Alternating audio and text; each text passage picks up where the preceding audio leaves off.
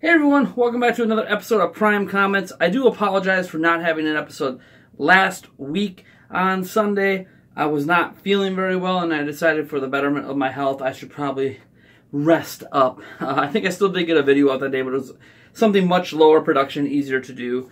It wasn't something that involves necessarily replying to you guys. But let's get right into it. Just like before, we have limited it down to 4 responses that I'm going to take care of this week just because... again, I say this every week, but I'm trying to trim down Prime Comments so it's not 30 minutes long. So let's get right into it right now. The first comment comes from the video I made called Appreciating the 3DS. Is it worth buying in 2017 and 2018? And the comment comes from DRM Sparkles. Until the Switch becomes as affordable and convenient as the 3DS, it shouldn't replace the 3DS. 3DS is a better budget handheld system, especially because Nintendo doesn't know how to price their games.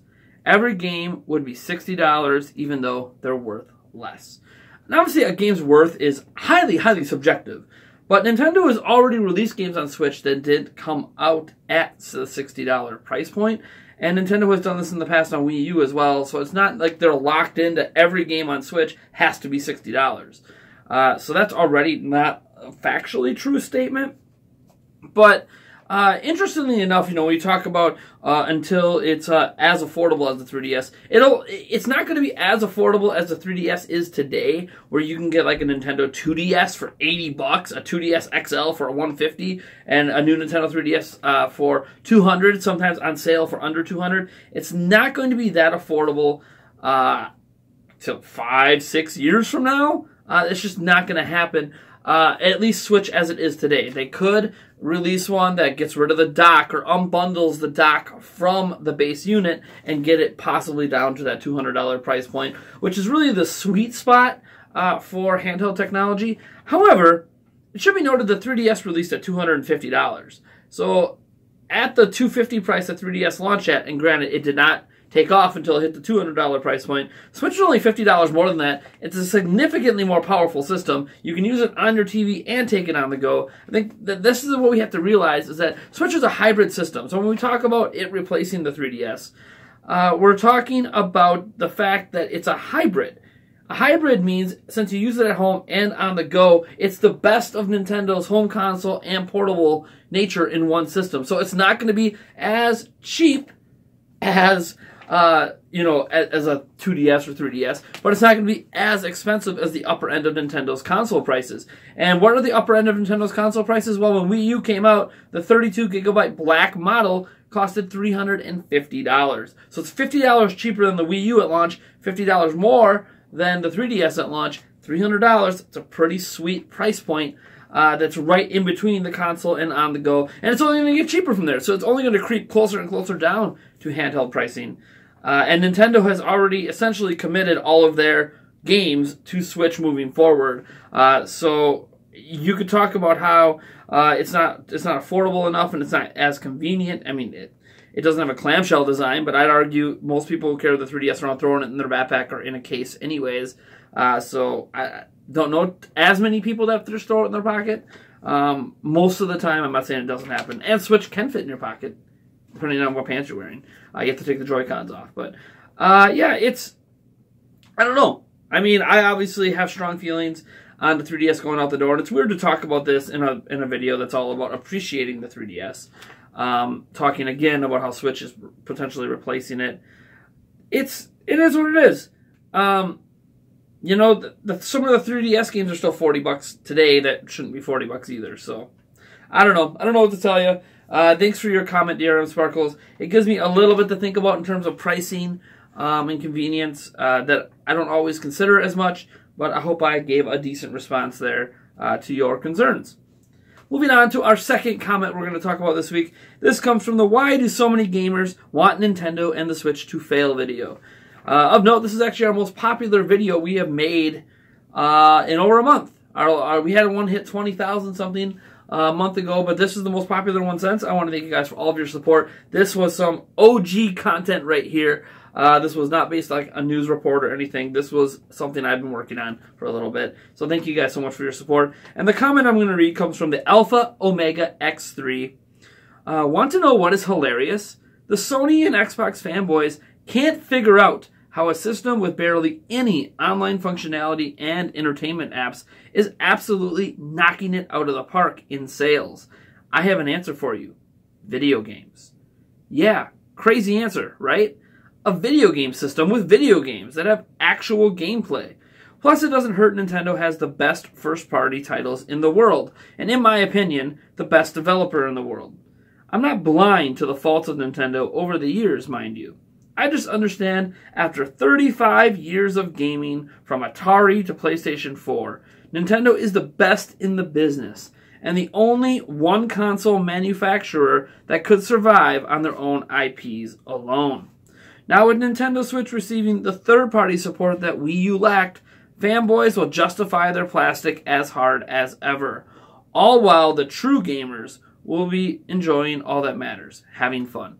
So, the biggest thing I agree with on your remark is that last line, while true gamers will be enjoying all that matters, having fun. I've said for a long time that video games are about having fun. That doesn't mean there can't be other emotions evoked. It doesn't mean you can't feel sad after beating a game, that you can't feel conflicted, that you can't be dealing with some personal demons after playing a game, that a game can't make you feel fear. But all of this stuff is entertainment. So it's a type of fun that, when people think of fun, they think of haha, laughing and lots of smiles, but that doesn't necessarily have to be the only way you're entertained. When I go to the movie theater and I watch movies, sometimes I go to watch movies that I know are going to make me sad. But that's entertaining, and it's fun to see those kind of stories play out as well. It's just a different kind of fun that evokes different kinds of emotions. And video games can do that as well. So I think, on the whole, that is what matters most. It doesn't matter what platform you're on. It matters that you're enjoying gaming. That's why I don't care if you own a Switch. I don't care if you own an Xbox One, PlayStation 4, PC, Vita, PSP, SNES Classic, NES Classic, some Atari out there. You have one of those Sega consoles. I don't care. As long as you're having fun. That's the most important thing. I know it feels like I should care because we're a Nintendo channel, and I care passionately about Nintendo, but I don't actually care what your personal gaming choice is. Enjoy it. But there's some things in here that you also say that I don't want to say grind my gears, but just give me pause. Because when you talk about Sony and Xbox fanboys can't figure out how a system with barely any online functionality and entertainment apps is absolutely knocking it out of the park, they figured it out. They're not blind. It's taking games on the go. It's taking console quality games on the go. That's the huge appeal of Switch. That's why, at least from their side of things, they see it succeeding. They don't view it as no online functionality and no entertainment apps can't succeed. Xbox and Sony fanboys don't think that you need online functionality and entertainment apps to succeed. In fact, Xbox was blasted by Xbox's own fans over the entertainment aspect that they were advertising with Xbox One before it came out, and the TV pass-through port and blah, blah, blah. They do think you need an online infrastructure, and I agree that you don't need one to succeed, but it is an important part of gaming. Nintendo is definitely lacking in that regard on Switch so far. I'm hoping they fix that in 2018. But that doesn't mean that you need an online infrastructure to be highly successful. Nintendo's already proven that. It comes down to games in the way that people want to play them. And I don't see too many people questioning why Switch is successful. Let me put it that way. Whenever I see Sony and Microsoft fanboys, even when they're talking negatively about Switch and even saying the things like, it's going to fail, it's going to this, it's going to that, they understand why it's successful. Because games on the go, they just don't think, A, Nintendo can keep up the current game pace they are on, and B, that third parties are going to jump on board. Now, you do mention third parties in here. You say, now with the Switch receiving the third-party support that Wii U lacked, we need to put pause on that. This first year, Switch has not gotten any more third-party support, believe it or not, than Wii U got in the first year. This is often overlooked with Wii U. Wii U had significant third-party support in the first year, at least compared to, well, I don't know, I guess compared to itself. Switch hasn't surpassed that yet. We assume in 2018, Switch will surpass that because we've seen companies like Bethesda come and support the platform, which has never supported it before. But at launch, we had FIFA and Madden. We don't even have Madden. We only got a FIFA port, so we don't have Madden. We got Mass Effect 3. We don't have anything necessarily comparable to that, unless you want to argue about Skyrim coming over. We got a Need for Speed game that ran very, very well on the platform, Deus Ex Mankind Divided, Assassin's Creed 3, and Assassin's Creed 4 Black Flag. And then there were games that came out a little bit later, like Watch Dogs. I believe, I'm trying to think, there were some other third-party games as well. The Wii U actually had decent third-party support at launch and through the first year. I'm not saying it was great, I'm not saying it was excellent, I'm not saying that EA didn't just abandon the platform after that first holiday, and I'm not going to pretend that it had all these big Western studios supporting it, but it had decent third-party support from Ubisoft and EA at launch, and some other studios, so Switch hasn't technically surpassed that yet. What happened is Switch has third-party support from companies we've never seen before, like Bethesda. We've seen EA and Ubisoft support Nintendo in the past. We haven't seen Bethesda do it.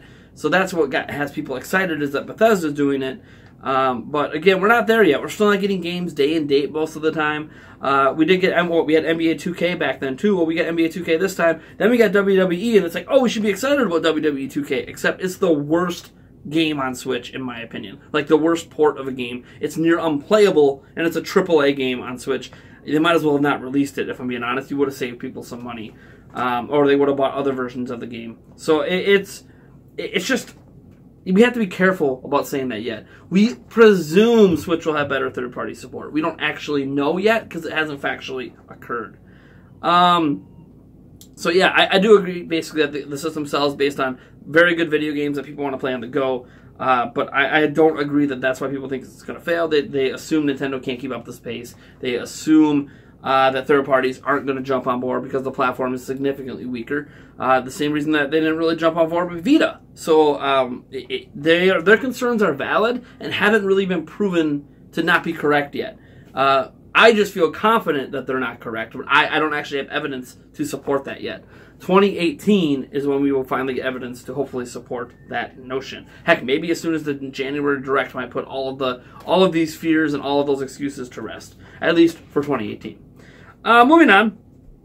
The next video we're going to talk about, next comment, comes from Capcom to bring never-before-released games on Nintendo's platform to Switch. And this comment comes from Logan23. I wonder if he's 23 years old. Anyways, why everyone are so happy about this? Capcom will never fully support Switch. Where is Okami HD? Devil May Cry Collection? Monster Hunter World, or I'm sorry, not World, XX in the West? Resident Evil 7? Then there's Monster Hunter World. So what you have to remember about those comments is that those comments were made by Capcom about supporting Switch, is that chances are Capcom didn't go all in on Switch until recently, and if they're going all in on Switch recently and bringing never-before-released titles to the platform, the titles you're talking about, like Monster Hunter XX, obviously that's already come out, Double Cross, in Japan, so that's an easy port for next year. But, you know, when you're talking like Okami HD, Devil May Cry, Resident Evil 7, these are games that we could see on Switch next year. If Capcom only recently committed to this kind of thing, which is, these are the first public statements where they've come out and said, hey, look, we're going to bring these never-before-released games to the platform, we have to give them time. We can't, a lot of us think like, oh, it's just like flip a switch and we get all these games. That's not how game development works. If Capcom only in the second half of this year decided that they were going to support the Switch with a bunch of games they've never released on Nintendo platforms before, you got to give them time to get those games over. We talked about this in another video before, but there is a grace period there of where we need to understand as consumers that games don't just get ported in a month. It takes a while. You got to give them 6 months to a year to really get a good quality port done. We don't want rushed crap like they did with WWE 2K18. We want good ports. I would rather them take their time and delay the game by 8 months to the platform like Yooka-Laylee did, and now Yooka-Laylee on Switch is almost, some are arguing almost the definitive version of the game because of how well it runs. I would rather they take the time and get it right than rush it out the door for these old game ports you're talking about here. So I think these games are going to come. I think every single game you mentioned except World, which I feel like there's a contract restriction there.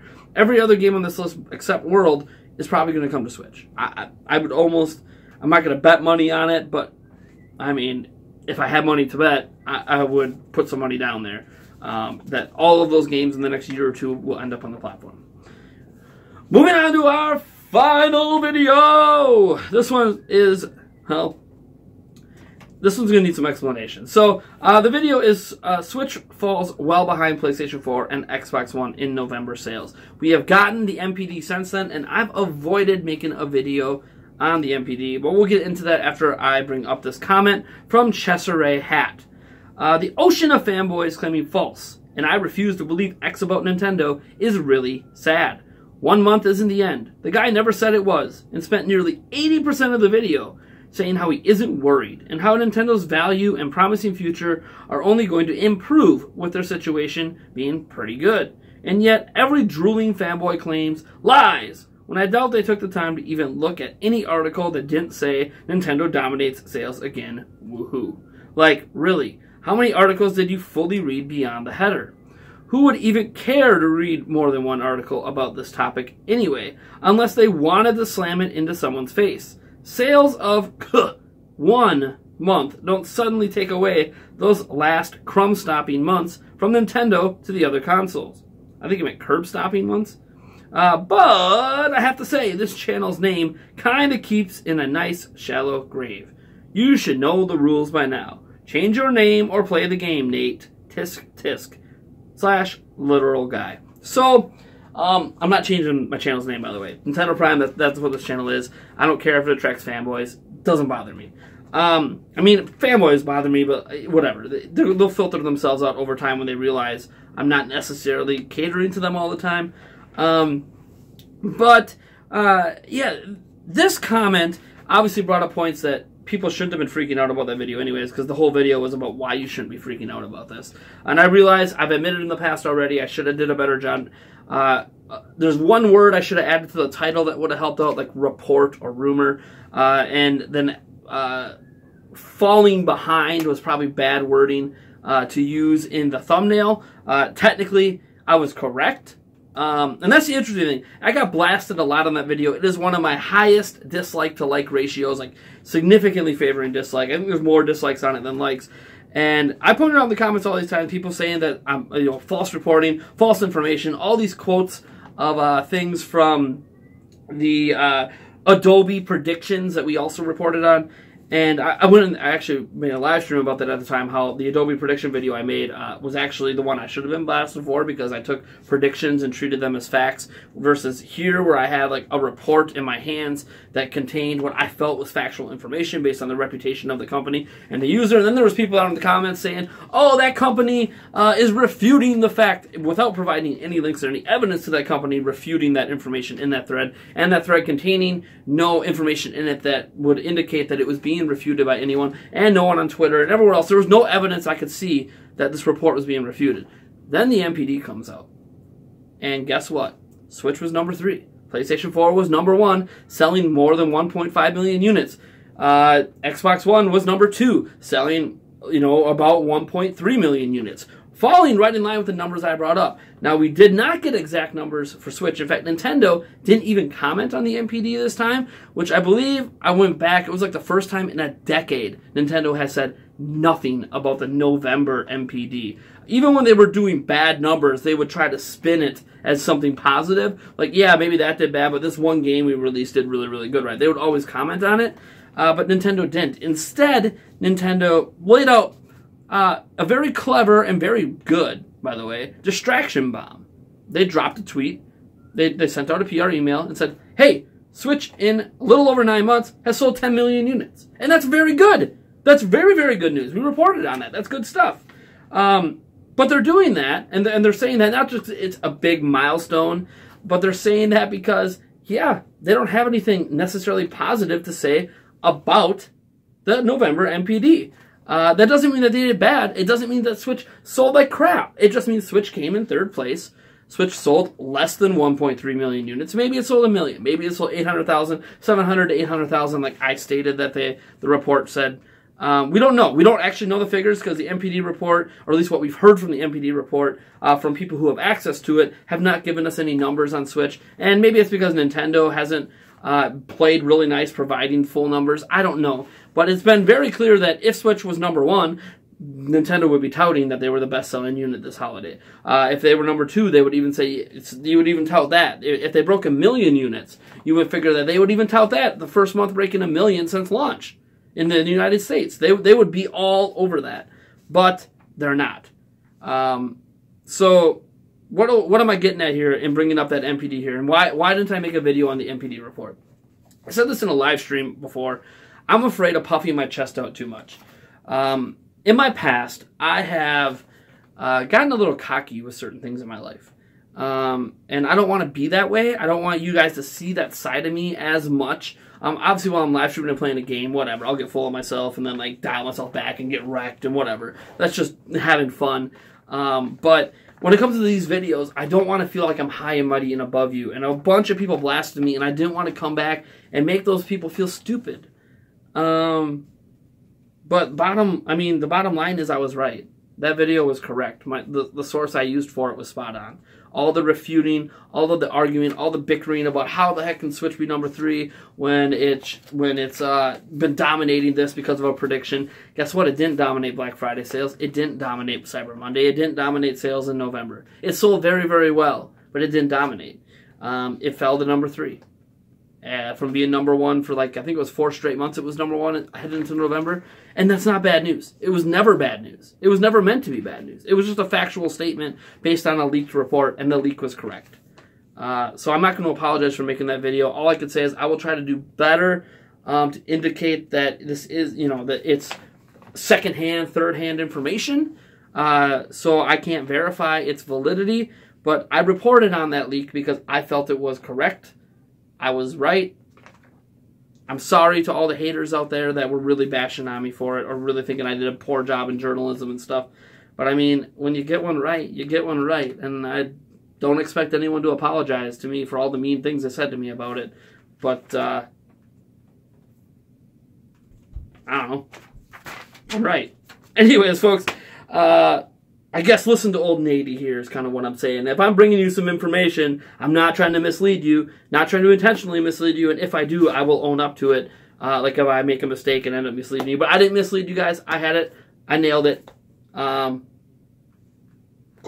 Anyways, folks, I am the Thunder of Gents from Nintendo Prime, and if you like this video, you know what to do. And if you dislike the video, hit that dislike button. Yeah, subscribe for more. We're so close. We're like this close to hitting 30K. I believe we're at 28,850 subscribers or whatever, 150 away. I really want to hit that 30K before the end of the year, and then we'll have a big celebration and a giveaway in January. All right, folks, I will catch you in the next one.